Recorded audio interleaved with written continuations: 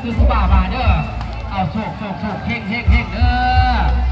เอาพม่าอีกแล้วแก้วแกนสัทธาดีผู้เก่ายังไปคุณวัดซื้อพวกออกเจ้าไปก็ซื้อจังไหนดี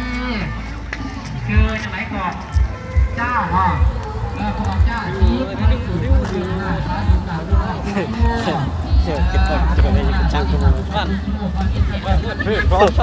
มันยกเข้ากันยกใส่จังหวะยกข้าวของสีพันหน้าข้าวพันกีไปข้าวเมื่อข้าวข้าวกระทงเรื่องของเด้อจะให้เจ้ามันเจ้ายืดเงินจะบกจะขาดเด้อให้เงินของเงินขาดมาเอาเด้ออันเป็นเงินบกขาด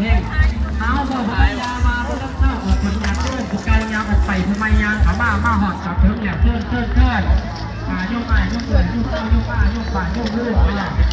พึ่งไล่ใช้ยาวได้เหมือนได้หน้าพบหน้าก่อนตาเลยไม่ดูให้คุณใช้ป่ามาถีบได้คุณขายได้หมดได้อะไรมาจากคุณกอแล้วก็กอคุณเพื่อน